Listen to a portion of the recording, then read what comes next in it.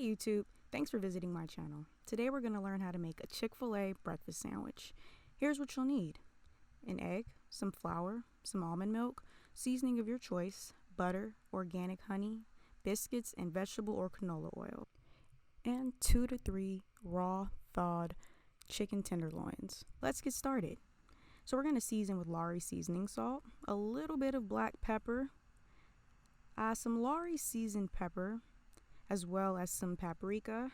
I don't tend to use too much of this, so don't go too heavy, and garlic and parsley, which is my absolute favorite. And then we're going to go ahead and flip our strips.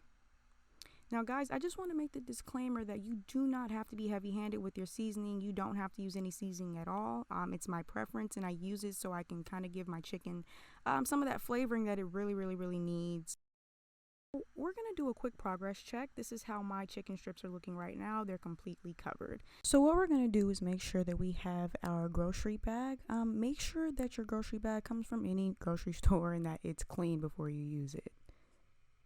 We're going to open this up. We're going to grab our flour. You can either use whole wheat or white, whichever your preference is.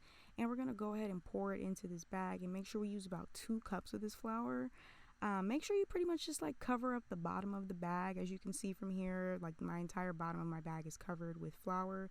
We want to just make sure that we have enough to cover up the chicken strips. We don't want any of that batter to get on the grocery bag. So make sure the bottom of the bag is completely covered, just like mine. And then we're going to go ahead and season our flour. A lot of the batter mixture will take away some of that seasoning, so you end up losing a lot of seasoning in the process of making your chicken strips. So you just want to make sure that at every step of the way, you're able to get that seasoning back on there. And you also want to just make sure that the breading for your chicken strips has flavor to it as well. Just because you season the chicken strip doesn't mean that the breading is now going to have seasoning as well.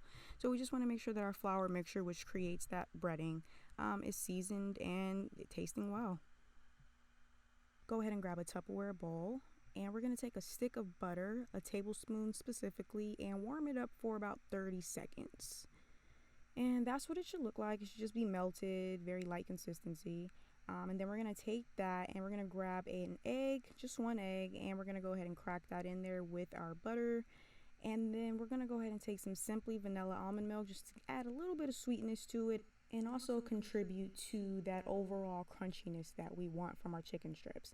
I'm also going to add just a little bit of honey as well, and I'm going to mix up my mixture, making sure that it still kind of has that light consistency that we saw with the butter. And then obviously we're going to add a little bit more seasoning to it, because this is the part where a lot of the chicken loses the seasoning that we see on the plate that I showed you guys earlier. So once we put it in this batter, we lose a lot of this seasoning. So we just want to make sure that we are seasoning at every step of the way, like I said earlier. And we're going to just whisk, and it should look like this. So not too thick or anything like that. We're going to grab our oil and begin getting our skillet hot so that we can begin making our chicken. So for this part, we just want to make sure we have about 1 inch of oil, maybe a little over 1 inch, and that will help with the deep frying aspect of the chicken, which will somewhat speed up the process of cooking this chicken. If it's able to kind of be submerged in the oil, it helps it cook a little bit quicker, and you'll probably notice that once we actually begin cooking. So let's get that hot. And we're going to go ahead and begin lining our sheet, our cookie sheet or our baking pan, to get our biscuits ready as well.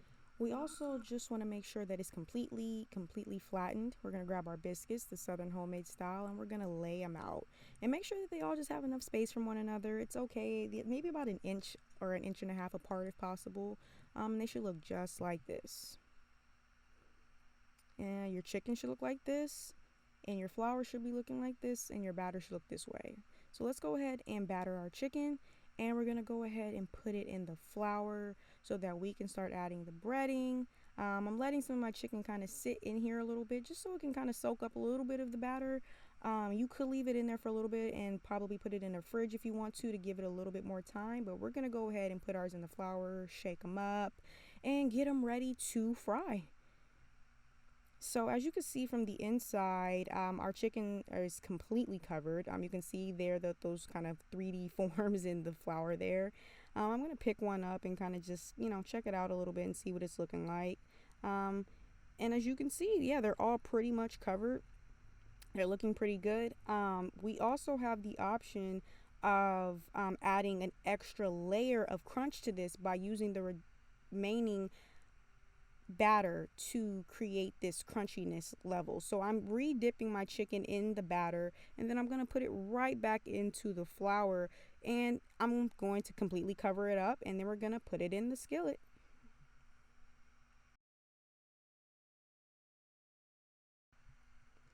So we're gonna go ahead and drop our chicken in our hot oil. If I didn't state it earlier, we should probably have it in between low medium, maybe just right at the edge of medium, because we don't want them to cook too quickly. But with them being deep fried, they're getting cooked pretty quickly. So you can see that there's already a little bit of brown around the edges. So we can go ahead and put our biscuits in there. And we want to make sure we have those in there for about 15 to 17 minutes. So you just make sure you're keeping an eye on those. And our chicken's already browning, so we can probably flip one of those over. And you can see it's looking pretty good, looking crunchy. This one is forming like a nice little brown crisp to it. It looks great. Yeah, so let's just kind of give it some time to do its thing. And we're going to check on our biscuits. Looking good. Our chicken is starting to have a very nice golden brown to it that I think is really attractive. And then we're going to go ahead and flip them over and make sure that they're getting cooked all the way through. But they're looking like they're going to be done pretty soon. So let's just keep an eye on those and make sure that we're not burning them. Checking on our biscuits. So let's probably need about 5 more minutes maybe. And our chicken is still cooking, and it's about done at this point. So we're going to take a paper towel and a paper plate, or a paper towel and a regular plate, doesn't matter. But we want that paper towel to soak up that grease. I also made some hash browns on the side to kind of accompany the meal. So if anybody's interested in a recipe on just how to make some standard hash browns, let me know below. We're going to check on our biscuits. They're looking great. They probably can come out now. So let's go ahead and grab them. Let's just make sure that we have something to grab them with. Let's go ahead and take them out. They're looking pretty good. Making sure that the tops are a little brown. Making sure that the bottoms are brown. And then we're going to go ahead and begin creating our sandwich. So we're going to take this biscuit and we're going to go ahead and cut it open. And you can see all the steam coming out. You can see the bottom of the biscuit. You want to make sure that you're leaving room for both. Then you're going to grab your piece of chicken. You're going to go ahead and put your chicken on the bottom half, and you're going to go ahead and top off your sandwich. So this is your sandwich without any type of toppings on it or any type of condiment or just anything additional. So this is the standard sandwich. And then we're going to add the final touches. So we're going to go ahead and grab some butter, and we're going to lather that on there, and then we're going to make sure that we grab some butter on the other side as well, and then we're going to grab some honey. This is like a standard condiment that's used for this sandwich, and also with it being a biscuit, it's kind of just a no-brainer. It's absolutely delicious. And then we're going to go ahead and squeeze those closed, and here's the final product.